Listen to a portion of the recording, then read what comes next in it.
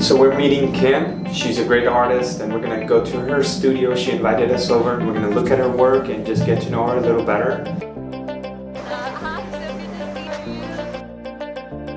Well, Kim, thank you so much for being here and for inviting to your studio. It's amazing to be here and to finally meet you. I know we collaborated in that project, and that was a lot of fun. And so to be able to have that heart for the kids in Mexico to help them out in that way is really, you know, that's the kind of people I love collaborating with. So I love that you have that heart for people. And I wanted to ask you, like, what made you, how long have you been doing art and when did you start? Yeah, I, as most artists do, have been doing art since forever. So I was a little kid, I would like play with paint and things like that. Most kids growing up are told you can have fun with this, but this isn't really going to be your main thing or a source of income. Which there's these stereotypes, it's like, oh, you're a broke artist. Like, can't tell you how many times I've told people, like, oh, what do you do? I'll say, I'm an artist, and they just kind of go, oh, like, I'm sorry. And what's really funny is once, so I made like, I was super excited. I made a big sale, and he gave me the deposit check. So I was going to take it to the bank because I was like, I'm really excited. And so I went and took it to the bank, and before I handed it to the lady, she goes, oh, okay, what do you do? And I said, oh, I'm an artist. And I saw her face just go like, oh, like, almost like, oh, I'm so sorry. And I hand her the check, and she looks at it and looks at me and goes, oh, artist. And I was like, that's right, like, we're artists, we can make money. Like, it's not easy, but it's possible. And so, yeah, I kind of grew up with that. So loved art. Fast forward, I went to college. I studied at APU, and I majored in business and minored in art, just because business is kind of what you do when you don't know what you want to do, but you want to go to college. And then I minored in art just because I loved it and I needed some kind of a creative outlet. So it was actually through social media that I started selling more art kind of here and there. And so I remember I told you a little bit, but I had one of my high school teachers ask me to design her a tattoo design. And so I said, okay, that's cool, like, because she saw that I doodled a lot and stuff. I said, yeah, I can do that for you. And so I designed it for her. It was a picture of a lion and a lamb profile. They're really cute with little flowers. And then I posted on Instagram. And then after that, some of my friends said, oh, that's really cool. Can you design my tattoo? And I said, sure. Like, I draw anyway. I draw for free. You pay me $15. It's fine. Let's do it. And so that's kind of how I started posting my art on Instagram, and then realizing, oh, this can be like a little spot where I can remember all of my art pieces, like a portfolio. And so I started doing more and more of that. And then I always had loved watercolor. I'm not sure if you ever use that. I love like fluid, free motion type art. And so I did that in college. And I think it was, so our school, they had a competition. It was, do you guys know Shark Tank? Of course. Yeah, okay, cool. So it wasn't Shark Tank, but it was basically like a mini version of Shark Tank, where instead of just throwing you out in front of investors, the sharks, they would coach you a little bit through it. They'd be like, okay, so like, you have a business, and then this is how you pitch, and this is how you X, Y, Z. And so through that, I thought, you know, I really would love for my business to be my art. Started posting more and more of my art on Instagram, started pushing, being like, oh, I'm selling stuff now, I'm selling stuff. And so little by little, things started selling. So before, like I said before too, I didn't, obviously art wasn't paying the bills at first. So what I did so I could work for myself and spend the rest of my time that I could on art as I was shooting for companies. And so I found a bit like through influencer work, where you like post for companies. In addition to that, you can give them pictures. And so I found my niche was with watch companies, because they were so easy and they paid really well. Basically, you would just change your outfit, take a wrist fit, change your outfit. Like, I shot all of these in my room. Oh, that's cool. And I would have like a little fabric, like cloth backdrop, and then shoot it all in my room too, if we'd want to do like blogger style for the watches and stuff like that. And that actually paid pretty well. So we did that, and we did that a lot. And if they wanted couple shots, then I got Max involved, or my housemate Evan, which was like really fun. So that's how I was able to start working for myself and just invest the rest of my time in art. And then slowly, actually more recently, art just started paying way, way more. So I was lucky enough to start dropping contracts and saying, hey, thank you so much for the opportunity, but I'm not going to be doing photography anymore. I'm going to be doing more of my art. how many years now? Like what, like a couple years ago, 3, 5? I thought I'd been doing this type of art for longer, but I saw, you know, on Instagram it says your memories from 1 year ago today. It's probably been a year that I've been doing this large scale marbled art.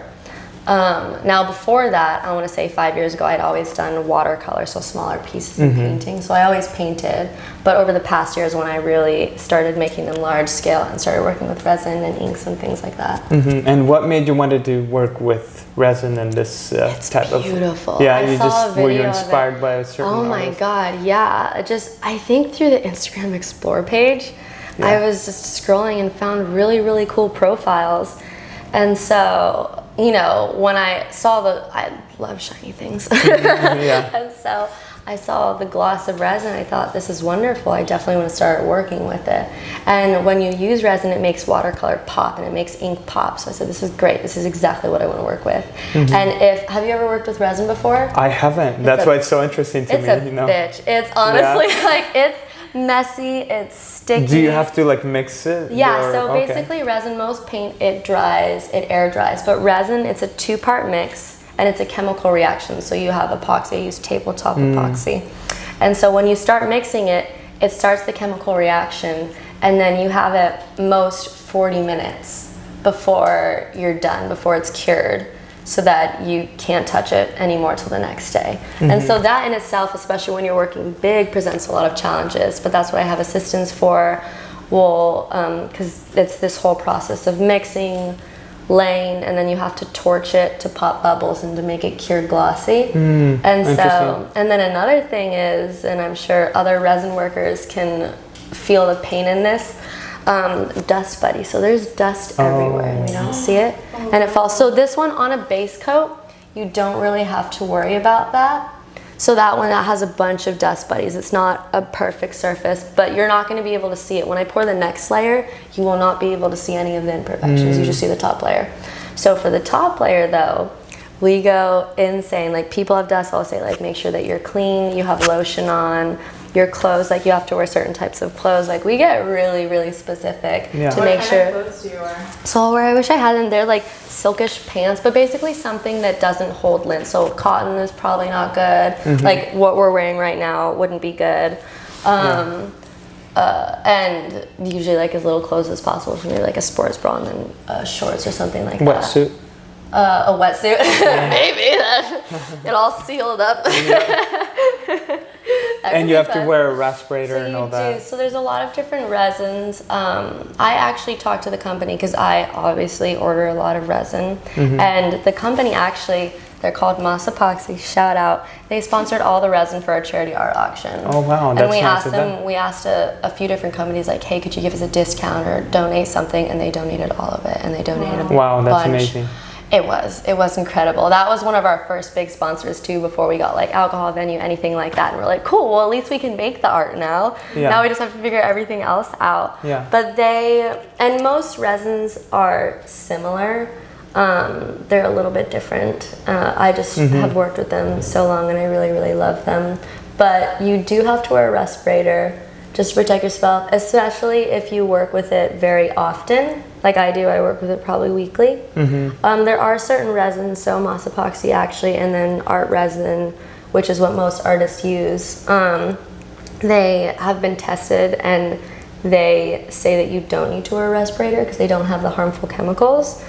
But I feel like if you can smell it, same thing with spray paint, like if you can smell it, something's going into your lungs, and I just work with it so often, I figure I should probably wear a respirator just in case. Because I don't want it to be like, you know how cigarettes used to be good for us? And then now they're not, so like, better to be super precautious than in 5 years I'm gonna be, oops, we made a mistake. Yeah, that's good, health first, that's for sure. Definitely, wear gloves always. So I'm really curious about like how you started getting your first like clients and stuff. Like was it through school or like how did you make your connections and meet people? Honestly, through Instagram, it's insane. And even now I do most of my marketing I want to say if not all of my orders have been through Instagram, which is crazy because at first I started on Etsy when I was doing littler things to like test here and there. And I realized where the traffic, what's really cool is they'll break down the analytics and they'll say where your traffic's coming from. That's right. And I realized some of it was coming from the Etsy already has a consumer-based shoppers that are on it, but a lot of it was coming through my website. And people were going through my website through my Instagram. I said, well, why am I going to make them click 3 times to get to my product when they can just go straight to my website from my Instagram? Yeah. And so basically shut down the Etsy, put things on my own website, and then Instagram DMs. Honestly, that's where like a lot of the big orders come from. And now I have a manager that kind of helps with that, and we'll sift through, okay, this is a person that might want a piece, let's email them, things like that. All through Instagram, even when I was first getting started. A little bit of Etsy, but mostly Instagram. We started with Etsy as well, just to kind of test it out, you know, and we see, like, is this good? Is this not? and then eventually we opened a website because we realized, you know, that traffic is just better to go through that way. But it's plus then you get the like SEO boosting. I'm not sure if you guys have delved into that a little bit. I've like just scratched the surface, but there's like so much. Oh, there's companies that you can hire for that. You know what we're talking about, SEO? I don't know because because she probably knows. Well, no, this is really helpful, especially for young artists too. So SEO is search engine optimization, and it's basically using Google. So if you think about Google as a social media, the more your website is looked at, the higher up you pop on Google, and that in itself is like a lot of traffic. Interesting, right? Every platform, like even Google or whatever, they all have that like algorithm or something there, right? It's so interesting how that works. It is. And so especially like Google is better than Instagram. It's like keyword search versus Instagram's a bit of a different search engine, but people can really find exactly what they're looking for. And so versus putting something on Etsy, when your stuff's on Etsy, you're boosting their website. But if your stuff's on your own website, then you're boosting your website. Fun little SEO. You want to ask? Another question. There's so many. Something that like we get all the time, like people are always asking, especially like younger artists, they're like, how do you price your art? So I have an answer for that. So it's really curious, like I'm curious to hear your perspective. Definitely. Every artist is different. Yeah, that's right. A lot of people ask and you can't. Did you start like at a certain price and raise it, or like have you always had the same price? Yeah, so that's a really good question. I feel like more, because I'm glad that you're asking business questions, because I feel like every artist needs to have a foundation, or at least a partner. Yes, I can't figure out, so she is the business lady here. You know what I was saying? And also like business is not something to be afraid of, it's just people. I think you're right. Yeah, people. I think people are like, no, if I get into business and that's like, they're scared of it. I think that's what it is. It's nothing to be afraid of. But so pricing was really interesting. So at first I sold tattoos. I was like, I'll do this anyway, it's free, and like I didn't know what I was doing. And yeah, you can do that if you love it, but honestly, if you want to make art something that you're going to be able to live off, you can't do it for free. And so there's like awkward conversations with your friends where like, oh, can you make this for me? And so the conversation changed from, yeah, I'll make it to you, to be like, well, this is actually what I do for work. I have to charge for it. And then some, if it was a really close one, I'd be like, I'll give you a discount. Like, I really want you to have this. So you start off there, but basically for your art, artists need to respect themselves if they want to be successful. Meaning, people, if you don't know the value of your work, no one's gonna pay for it. If you're like, well, maybe like $10, like, no, you need to be like, this is my art, this is my price, and I'm very confident in it. Now, in order to be confident in it, there's a couple things. One, you have to practice, you have to be really good at it. And good in the art world is very like, oh, what is good? It's just anything can be good, basically. If you can market it, that's good. So what we did, especially when pricing prints, because I was like, I don't know how to price prints. What is this? And I'll get into the prints, which is more commercial, and then I'll get into the fine art, which is very different. But for prints, and where most artists are starting, or even for paintings, what we did, you guys know like spreadsheets, so Excel, Google Sheets. People are afraid of them. I love them because they make very complicated things very simple. And if you can just learn the basics of it, you'll be very well off. So all of my interns, like right away, I'll be like, we need to learn Excel, we need to learn business foundation, things like that. So me and my assistant at the time, I said, okay, I want you to find 50 artists that have prints similar to mine. So mine are very minimal line drawings. So she found 50 artists, and it's just through Instagram. You know how you can see like suggested artists? Sure, yes, of course. You can do that, or just Google or look up hashtag minimal line drawing or something like that. There's ways to find them. And so we found 50 artists on Instagram that were, some of them were bigger than I were, some of them were smaller, kind of a range, but most of them had art that was very similar to mine. So we put their name, we put their website, and we went to their shop, and most of them list their prices, right? So it'd be like a 10 inch by 10 inch print. So we put that in the spreadsheet. For a print that is 10 inches by 10 inches, it was, let's just say $200. So that was their price. So what we did for that, obviously, and there were people from all over the world. Was that like the average out of the 50 people, or that's like you just gave it a random? I just gave it a random number to make it like digestible, but that is a price. And so from there, you know, we would get artists that were in centimeters or in different dimensions. So what we had to do is get all of their information in a spreadsheet, and then we had to make it in a unison. So we converted all of it to inches, and then from that we went to square inches, and then figured out, we calculated their cost per square inch. Does that make sense? So it'd be like square inches divided by price, or price divided by square inch. Yeah, sure, of course. So that way it was all artists, 50 artists, and we found out how much they were charging per square inch. Most of them were pretty much the same. We had a few outliers that were way low or way, way high, which I don't know why. But we found an average price. And then from there, I as the artist was able to say, okay, well, I think I'm at this point in my career where I can charge this much. So I went pretty much in the middle, if not maybe a little bit higher, but pretty much in the middle to price my art per square inch. And that's like a very mathematical way, but it's all seeing what your competitors are charging, basically. So if I am a consumer and I want to buy something, you need to see why I don't want to charge like way more than these other people, because they're not going to buy from me. But I don't want to charge way less, because then I'm undercutting myself.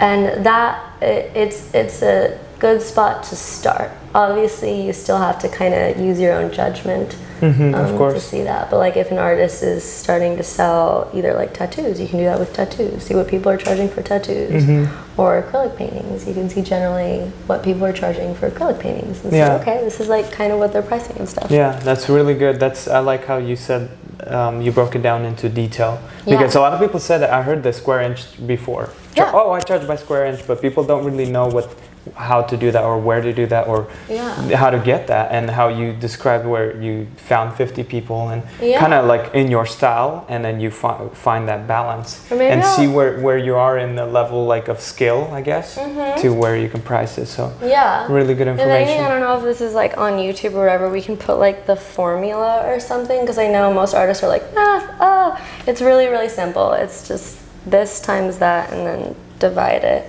So that's for more commercial art. Now for fine art, that's something that kind of similar but kind of different. So we did do some shopping around to ask other artists what their prices are. But the thing that I really liked about art, especially as a business major, is it goes against everything that basically business says. They say supply and demand, like rarity, things like that, where like your market tells you how much your thing costs. In art, you pretty much say, this is how much I cost and how much I'm worth. And then people either take it or they don't, especially when it comes to the fine art world, which is very interesting. But I personally, like my own personal mission and brand for my fine art, I want it to be very elegant, the best craftsmanship ever. And I want, like every artist, I want to be one of the greatest artists. And so it's not going to be cheap. And so I had to know my worth. And of course, we're going to get a lot of people that want and then they can't afford it. But there are people that want it and they can't afford it. And that right there sets your value for your art. So as I continued growing, you know, I used to charge a little bit less, but the demand kept growing. And so I was able to charge more. And I even tell people now that are ordering expensive pieces, I was like, this is going to be worth way more in a couple of years. Because as I, as an artist, grow, so does my art. And especially as it starts getting more places in the world and more galleries as I get older, things like that. These are all factors that's going to increase the value of the art. And so that's what I do for my fine art pieces. And yeah. That's, wow. Well, thank you for sharing that. also, do you make prints of your fine work, or you don't? You fine work is just one piece and that's it, right? It's kind of one and done, just because for me right now, and again, this could change. I really don't think it will, because me and my manager have had this talk a lot, where it's like, well, we want other people to be able to afford it. You could make more money now. And the thing is, I'm not in it for these to make money now. I'm in it more for the long haul. Reproductions, I explained a bit of my process. It's like a layer and then clear, and then a paint layer and then clear. So when you look at it, it's very 3D. Yeah. If you do a print, no matter how good your printer is, it's not going to look 3D. Totally. It's just not. So it takes away some of the magic from the piece, I think. And obviously they would be less, more people could afford them. But I just don't think, for me, that's not really what's for me. Yeah. I'd rather keep it one, and that way when someone does have a piece, they're like, this is one of a kind. There's nothing out there like this. Because even I've tried to recreate pieces, sometimes it's hard even for me. Like there's nothing out there like that one piece. That's one of a kind. Yeah, I know what you mean, recreating pieces. Literally, it's rough. It's not the same, because it's that time and that date, that year. It's only once in the life, you know, like your life is moving on, so it's, it changes all the time. So it's really hard to recreate something. I remember one client that Felix had, he wanted a commission, and like actually a few commissions he asked for, and he wanted exactly the same pieces that Felix had done and sold already.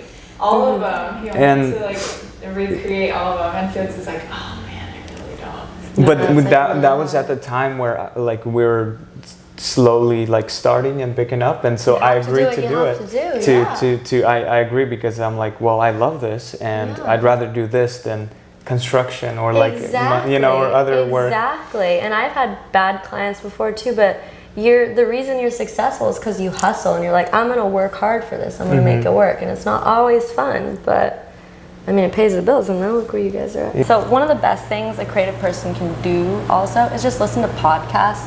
Like if you're driving, LA traffic, it's terrible. Yeah. But podcasts, there's some really, really good educational podcasts out there, basically about business. And sometimes they're not always exactly applicable, but I think there's a few good takeaways. So something I heard in a podcast is there's this one website called SimilarWeb, and it's free, but you can look up like your competitors and type their website into SimilarWeb, and it tells you almost exactly how many visitors they have and where their visitors come from. So like if they were in an article, it says like, okay, like some people came from this article, some people came from that, and like if it's someone that's very successful, you say, okay, what can I learn from this? And so like there's this really, and what's also really interesting is some artists I've discovered that like are kind of like hoity-toity, I'm all that, they like really don't get that much going on. Not that your website is all of your sales, versus some people that I think are a lot smaller, like maybe have like 1,000 followers on Instagram and they're just kicking ass on their website. I'm like, good for you. Like, that's pretty cool to like kind of get a little deeper and to see what other people are doing. Sometimes it's interesting you say that, because a lot of people judge by the numbers or the viewership or something, you know, and it's, and people think, oh wow, or they have the blue check mark, that's it, you know, or like something like that's it, they're the real deal, you know. But it's a real person. A real person, but you can never judge by just that, and it could be tricky, you know, for a lot of people. I think where most artists fail is they get paralyzed, because they're like, I'm not a business person, I don't know how to do it. Like they just need to go for it. And they like kind of give up because of that. They're like, well, I don't deal with business, I'm not good at that, so I don't think I'll focus on art. I'll just do what's comfortable and easy. And people settle down, and that's sad, you know, like there's so much talent, and you know, and then now that we have this internet where you can reach the whole world, not just the area you live in, you know, because for me, I started at coffee shops. That's what it takes. You have to, it's awkward to go into a shop and be like, can I? Because I did the same thing too. I had like little flash tattoos back when they were a thing. I'm like, can I have this in your coffee shop? Can you get a percentage of what you sell? And most of them were like, oh, bless her heart, she's so nervous. Like, sure. Most of them were no, but some of them were sure. Go for it. The space is free. Sure, why not? Because you can't just start off your first art piece and be like, this is $10,000. People are gonna be like, are you on crack? Like, what's your deal? That's totally. It's not gonna happen. You gotta work your way up a little bit. Totally. And that's the biggest thing I would tell people too, is like, how do I do it? It's like, you have to value yourself, and you have to know that you're gonna be told no 1,000 times. If I had $1 for every time I was told no, I'd be a millionaire. Like, you have to put yourself in uncomfortable situations, even like with friends too, and be like, this is my price. And I remember the first time when I was in art class, it was one of my first resin pieces, and I still have it. It looked like shit. But I was so proud of it because I was like, it's mine. And I just remember I was in the back of the school. There was like a big white wall, and like you find what you can to make it work. And I took pictures on my iPhone. I was taking pictures of it. And one of the campus safety guys, everyone's super friendly on campus, and he was like, oh, that's so cool. And I was like, yeah, I'm gonna sell it for $100. And he was like, what? That's so much money. And I just remember thinking like, oh no, and I was just like, how am I gonna make it if I can't even like, there's always gonna be people that are shocked, especially if your prices are high. Some people are like, but to converse, if you're in a high market, people almost disrespect it if it's too cheap. They'll be like, what's wrong with it? Like, you have to be like, this is it. And also another thing is you just have to be confident with it. A funny thing is, so just remember this. This was shortly after I moved into the studio. And, you know, we had a potential client. We get like a lot of inquiries here and there, and Evan, my manager, will sift out which ones are serious. And when they're serious and they're like, okay, I want to send in the deposit, he sends them to me, and then we talk about design and stuff like that. And so there's this one guy, and it was basically like a dream client, basically saying he saw the prices because he sends them the prices right away. And he was like, yeah, let's do it. And he's like, I want you to create basically like what you want to create. A really, really big piece, and at the time that was more money than I had sold a piece for ever. And on the phone with him, I was very calm. I was like, yeah. And luckily, I don't know how, but I can keep composed. I am terrified of phone calls, especially, okay, so for another side check, we would ask people for money for the charity art auction, like to donate, and that was terrifying. I'd like have a list of phone numbers and be like, and be like, hello. And the first one, do you ever talk like really high like this? Max was like, don't use your math voice. We call that the math voice. When you That's talk really funny. high like this. No, you have to like talk in your normal voice and like be very calm. But I was on the phone with this client, I was like, yeah, oh definitely, we can definitely do that. Oh, it'll be beautiful talking about it. And inside I was screaming. So I was like, this is so much money. Like, oh my God. But on the phone I was like, yeah, no, very wonderful, awesome. Well, I'm very excited. I will get back to you soon. I'll send you an email what we talked about. Yeah, awesome. You have a good day too. Yeah, okay, bye. And I hung up, and immediately, I didn't really know anyone in this complex yet. And there was nobody here, but except for the dude a couple doors down. And I like ran into there, and I was like, I know I don't really know you, but I just closed the biggest deal of my life, and I'm so excited. I just have to tell somebody. And he was like, that's awesome. And I was like, I know. And so like, you gotta get excited about sometimes. Oh, for sure. Like oh my God, I've had so many times where I'm just like calm, and then after I'm like, oh my God, this is so exciting. And they start to happen more and more. You just have to push hard for it. And I think that what you said, even with the calls, it's the same thing as like me going to a coffee shop. I was nervous, but you have to step out of that comfort zone. Well, that's another thing. I also take comfort when things are uncomfortable or really hard, be it business or putting yourself in awkward situations. Like sometimes, like I'll tell you, especially after the event, I have a picture. I was literally laying on the floor, just like so exhausted because I worked as hard as I possibly could. But I almost love that feeling of feeling awkward and uncomfortable because I'm like, I'm forcing myself to do something most people won't. And that's why I'm going to be successful and they're not. Straight up. Yeah, seriously. Like, you have to do it. And that's what I tell Max all the time. I was like, you have to be persistent where it's hard. That's good. And that's what's going to make you sick because the other people aren't. And then look at me, I'm getting goosebumps. AC. No, it's because what you said, you know, it's good. Quick question. Yeah. Is your family now supporting you? So that's a very interesting question. So my mom had always been very supportive. She's the reason that and we'll delve into my nonprofit was inspired by her. But she's the one that encouraged me to do art. So anything to do with that, she was like, do it. No, my dad's an engineer, and I love love him, I have so much love for him, but also just like very logical mindset. They understand the risk that is involved with something like art, or something that's just very uncertain. There's no straight path, and so it was always kind of one of those things like, oh well, like I don't know if you're like, I wasn't allowed to major in art because he's like, well, I'm helping you with your college education, you're not going to major in art, which I was like, fair enough, that's fine. And it wasn't until the charity art auction actually, when we had the venue. Oh, maybe I could even, I don't know if you guys had time, but the venue is literally 5 minutes away. It was on the 51st floor of City Club LA, which is one of the most gorgeous venues. They got donated. They were no insane. way, that's amazing. Yeah, and how did you get it? Emailing. You just emailed them? We emailed a shit ton. We emailed like 100 venues. 2 of them said yes. One was too small. The other was City Club.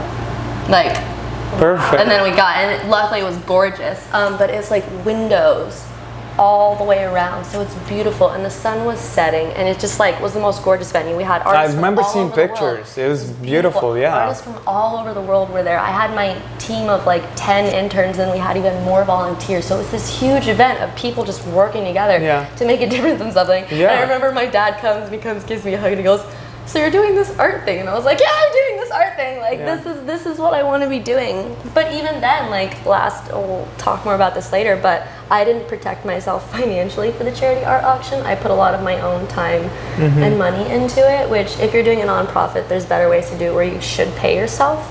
None of us were getting paid. We learned. But let's just say last year was really rough for me financially. I'm better now, but last year was pretty rough with all that, and he even told me, he's like, so when are you gonna know, like, when you're gonna stop? Like, when are you gonna know if you need to quit doing art?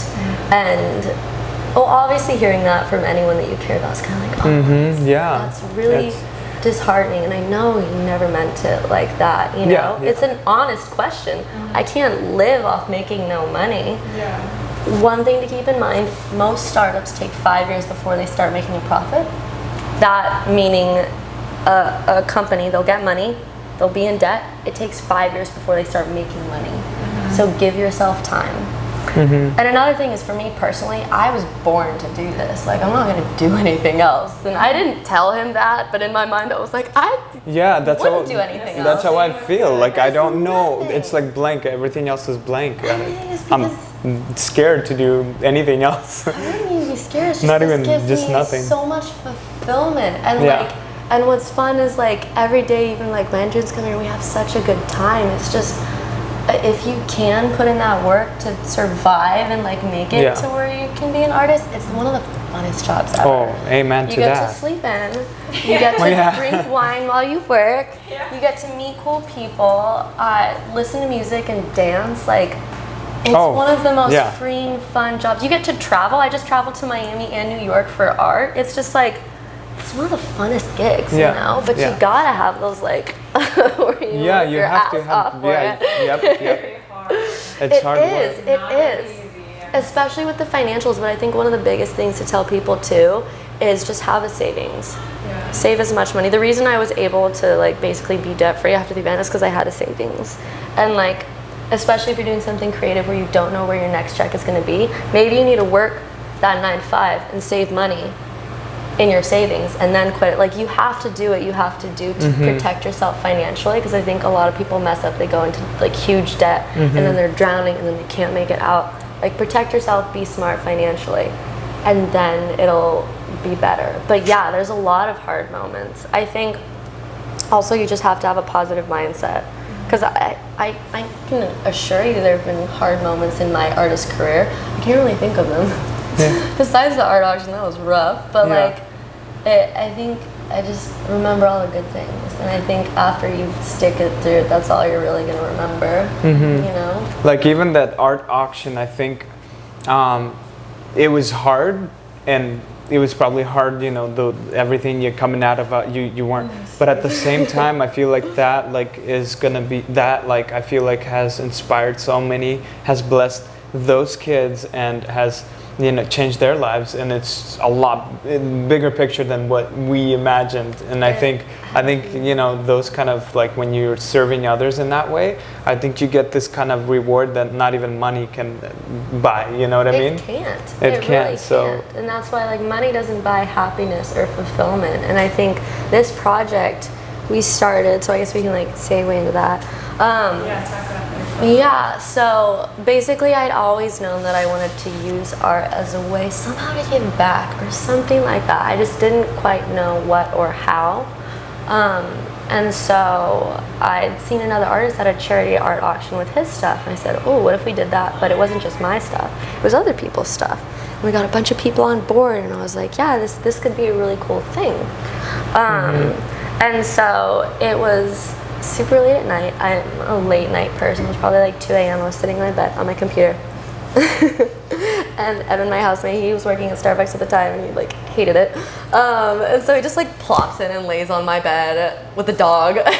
And he's like, work was so hard today. What are you up to? And I was like, well, I have this idea. And I think one of the ways to also force yourself to do something is to tell another person, because then you kind of have to do it. Yeah. So I was like, well, I have this idea, and I've been wanting to do something like this. So I told him more and more about it and why I wanted to do it and how much it meant to me. And I didn't even ask him to be a part of it. He was like, how can I help? And he ended up being like, it was me and him that both did it together. It wasn't just me. It was me and him led our team of interns together. And so like, both of us had never put on an event before. It takes a year to plan the kind of event we plan. We had 6 months. Wow. And we had to learn everything, which was insane. But we made it happen. And so we met up with a bunch of people.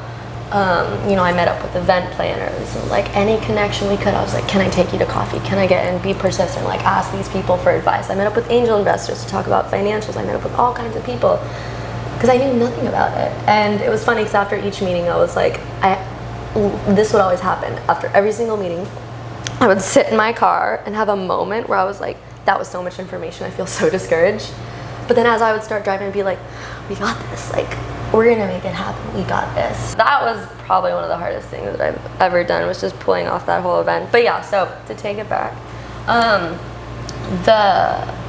just to tell people a little bit about why, because they're like, why is she doing this, or what was this? And I'll talk about how it brought us together, which is really cool. Yeah. This is how we know each other. It's so cool. That's why I was like, Felix. Yeah, isn't that funny that there's more? And look, and because of this event, you have connected with other artists, but also you never know. Maybe that client came because of that, because of your compassion towards people, and you just never know. And now we're here because of this event, and you don't know what's going to happen in the future because of that event, so it's really cool. It's like I couldn't have, and I still know that there are things happening in the works, because this is not it's not a one and done deal, which is funny. So growing up as a kid, my mom's from Mexico, my dad's from Kentucky.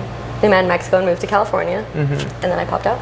So I grew up in California, and it was very close to Tijuana. So growing up, we would always go back with our church. We would go back. Presbyterian church are very like hands-on, give back to the community type people. And so we would all go down there. And my mom from Mexico, she speaks Spanish, so she'd be the translator. And so early on, I got to see and be exposed to things that not a lot of kids growing up in California would be exposed to, which is like a world completely different from ours that's literally 2 hours away, which just like boggles my mind that people don't know about it, And so we would go with the church, and we would do things like build houses, because a lot of people don't have houses. We'd have construction workers, we'd have doctors, and these are all volunteers, like people that professionally work, and they would come over here. So we had doctors, and they would give like basic health care to people that needed it and things like that. And my mom would be the translator, so she was obviously in the heat of it all. And not only that, but she would just work harder than anyone else. When people would take a break, she would go out into the community. Sometimes people were afraid of the church, and of Americans, be like, what do they want, what are they gonna do? Just because I think in a lot of ways, people are still so divided, which is unfortunate. But we would go out, and she would do incredible things. She would save lives. Like that, it was just insane that I was able to grow up experiencing that. And so fast forward about 4 years ago, my mom passed away from cancer. Oh, I'm so sorry to hear that. And so I think through that, death is something that can be a pivotal moment in people's lives.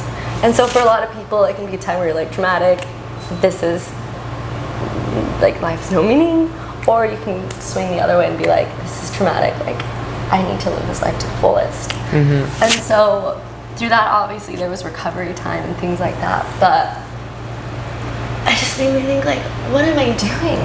Like, what am I doing that's worth something? And I think I was so inspired by her to do art, and then to realize that there's so much beauty in other communities. Like, because don't get me wrong, most people in Mexico are a lot happier than people are over here. And we have everything. It's just very different.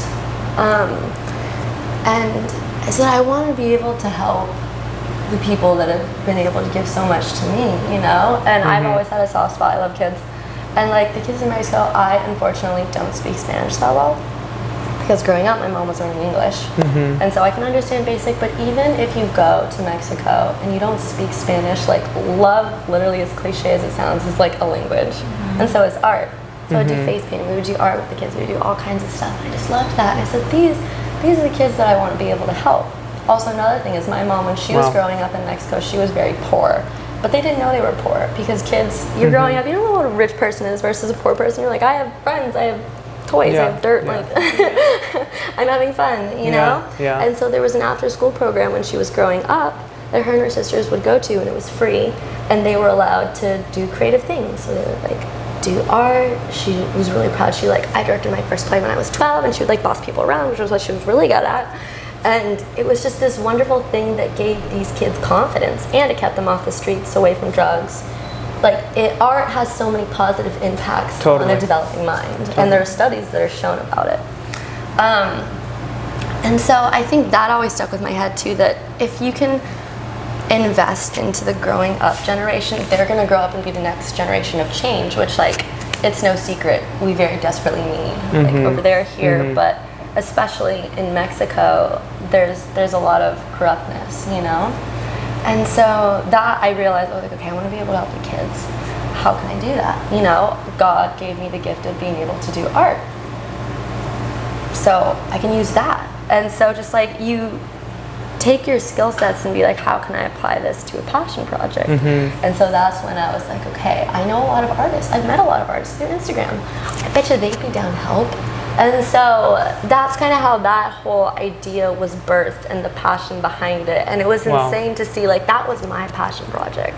Obviously it meant a lot to me, but then to be able to hand that off to other people and like they made it their passion project, it was insane. Like my team of interns and I, well, we didn't even ask them to do this. Evan and I were like, let's get matching tattoos to remember Mission Marisol. And we were at an intern meeting, we're like, okay guys, so we're thinking about getting tattoos. And everyone, before we even asked, they're like, yes, we want to do it too. And it was so hectic, I didn't even have the design till like the day before, which I'm so glad they were okay with. Created the design, we all got matching tattoos together to remember something that was so important to us, and a time that was so important to us. It was insane. Wow. Yeah. What a memory. Wow. I didn't know that story. Right? It was funny because I grew up obviously in a very traditional family, like tattoos are no-nos. No, same thing in here. So it took a couple years, not a couple years, it hasn't even been that long, a couple months for me to tell my dad, be like, so I got a tattoo. And he was more astounded that I got other people to do it with me than the fact that I got a tattoo. I was like, okay, whatever will distract you from the fact that I got a tattoo. We're good with that. But yeah, so I've already reiterated this enough, but that event was one of the hardest things that I had to do, just because it was very hard if someone goes through something traumatic to talk about it. Totally. Like, I'm a very happy person, and I don't like people being sad. And when you mention death, people will get sad. It's just inevitable. So for the whole with the Mexico mission thing, so how we raised money for the kids is we had it was a charity art auction. We had a live auction and a silent auction. Basically, you get a bunch of people together, you give them food, you give them alcohol, and then we have fun spending money. And so when we first started reaching out to artists, I remember I had some people that were like super excited. That one lady that was like, how dare you ask me for my art? Which I was like, it's for kids in Mexico. Like, don't be that hard on us. But I think that's how I found your account. Or if maybe I was following you before then, something along the lines. But that was our first interaction of talking to each other. I remember I was so excited when you were like, let's do it. And you were, first off, you were so one of the people that we were so, because what you guys don't realize, you'll send an email back, but we'll all read them together in the group. So me and the interns were like, oh my God, another one's on board. We're super. We're like, yay. And what was really cool is at the time, you had, you still do have a bigger social following, but you had a good social following. So we had you and maybe 4 other artists that were like big social following artists. And so when we were reaching out to new artists, we'd be like, these are the artists that are on board with us. You should jump on board too. And so after we had like you and a couple other artists that were down to work with us, it was very easy because these other artists were like, oh, well, if that artist is doing it, then maybe I should do it too.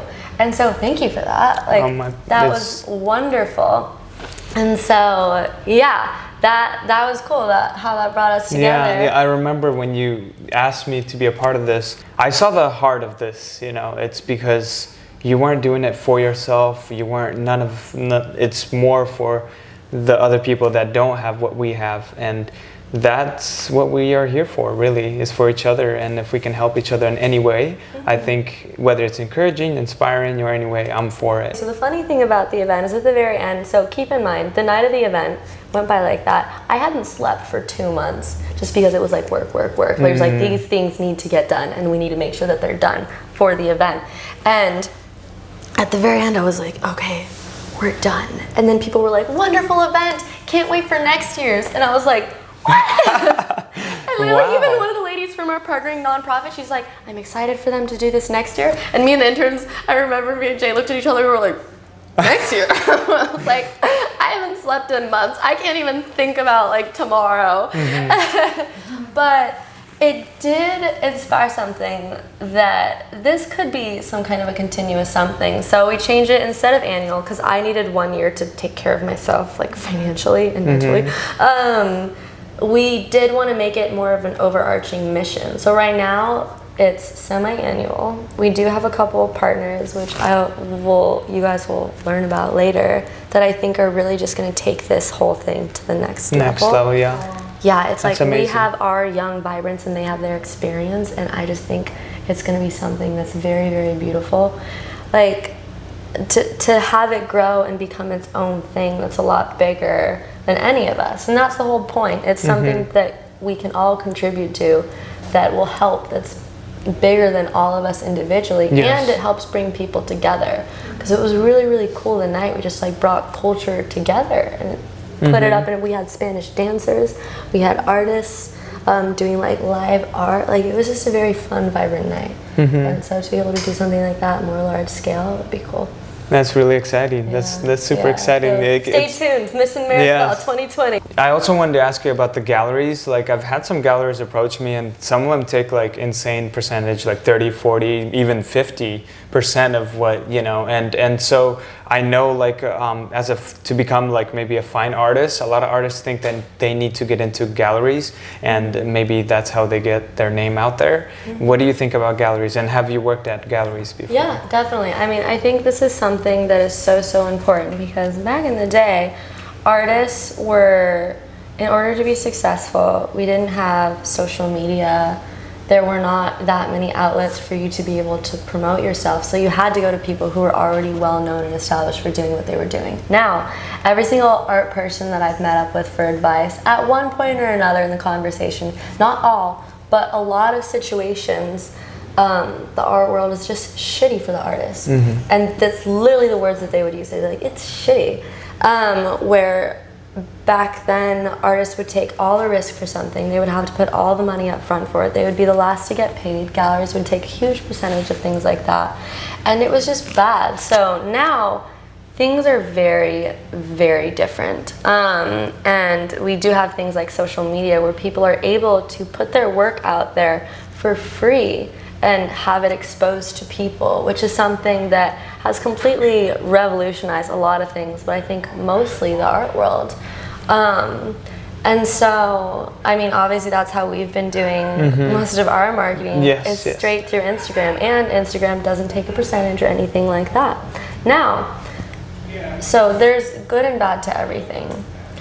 I already highlighted some of the negative things that could be with a gallery where they take a percentage, things like that. Also, the fine art world is one of the most pretentious worlds ever, especially I'm sure as you've learned as a young artist, a lot of people will kind of turn their nose at you and be like, well, like whatever. I even had someone tell me that if you have a large social media following, galleries think it's cheesy and bad.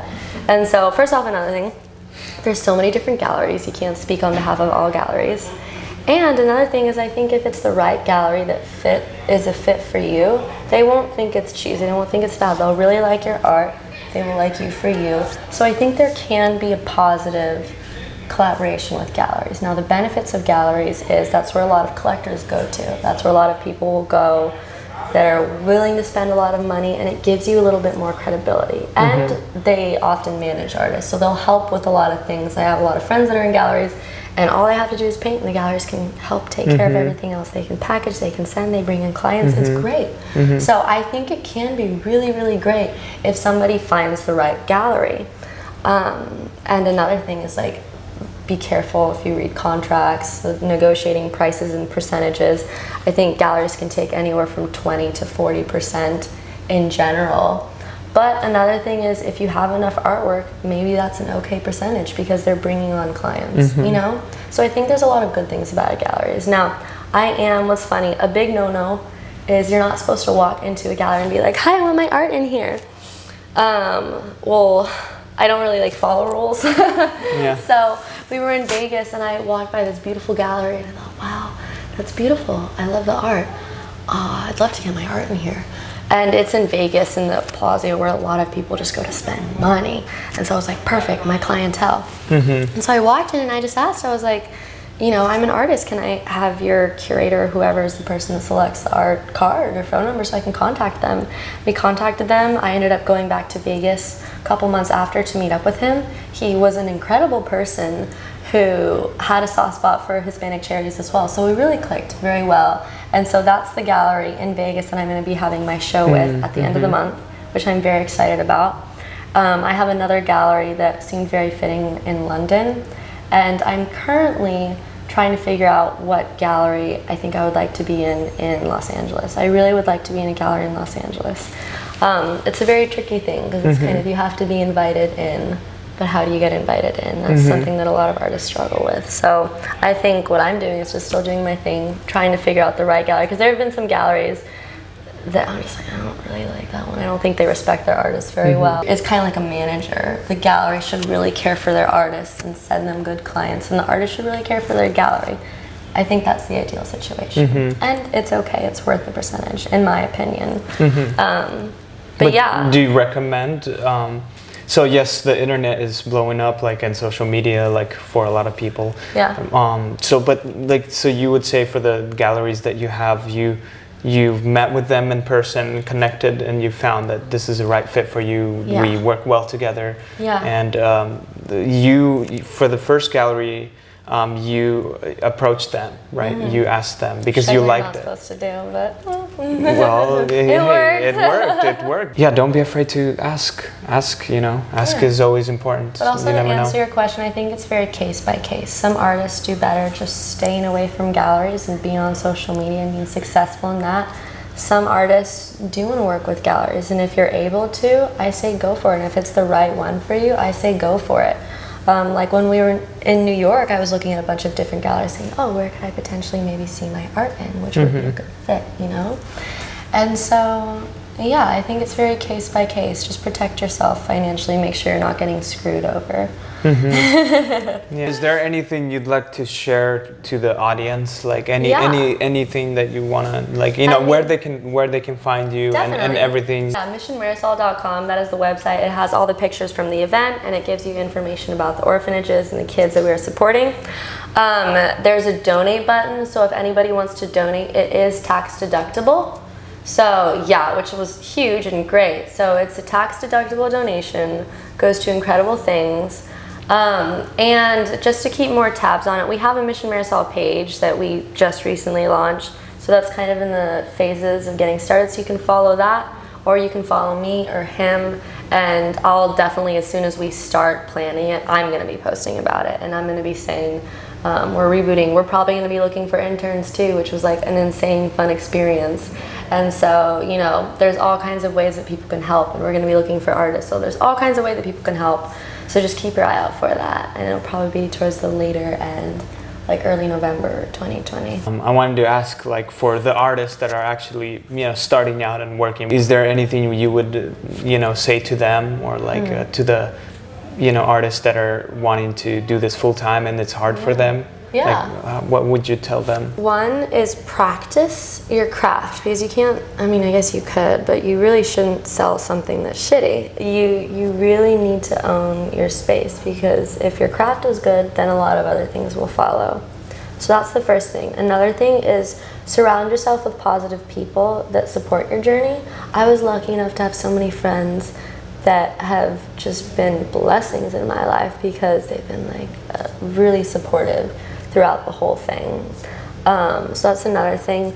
Like, just know your family might not be one of the people that are on board at first, and that's okay. Another thing is take care of yourself financially. That's huge. If you're working a job, then work that job and then save money, so that you have money in your savings, so that way it's not going to start making money right away. So that way you're financially secure. Try and stay out of debt. I know debt can be good, but if you don't have money for it, that's going to be bad, and then you're just going to drown in debt, and you're going to feel really sad about everything.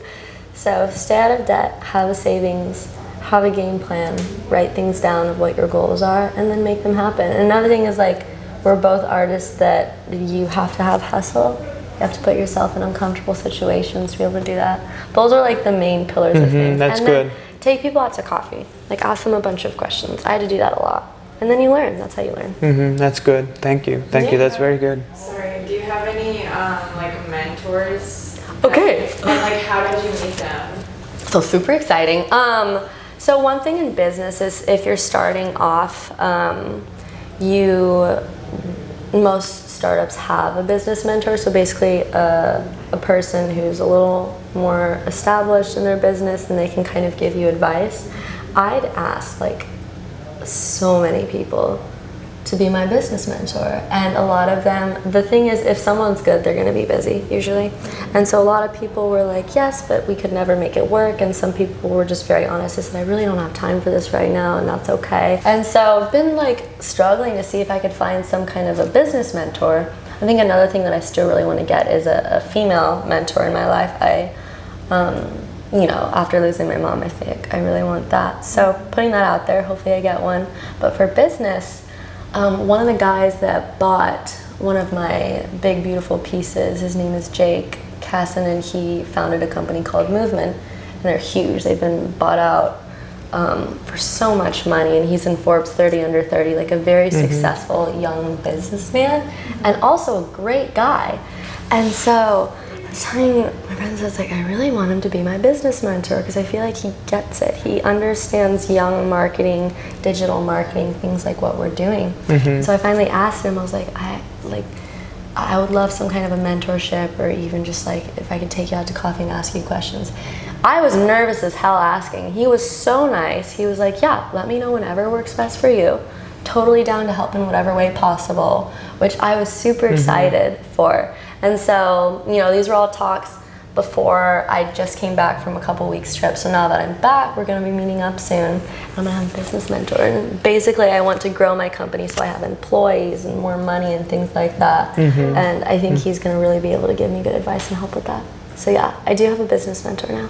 If you want to learn more about Kim and her artwork and what she's up to, please check out down below in the description. There's going to be a website and a link to her pages, and check her out, because she's doing some great things, and it's so fun. I'm excited for you and what you've got going, and I really appreciate you giving the time to be able to meet and, you know, share your story. And I think the audience are, you know, really appreciate that. And if you guys have any questions or if you find this helpful, please let us know in the comments down below. And thank you again. And subscribe to his channel. Yes.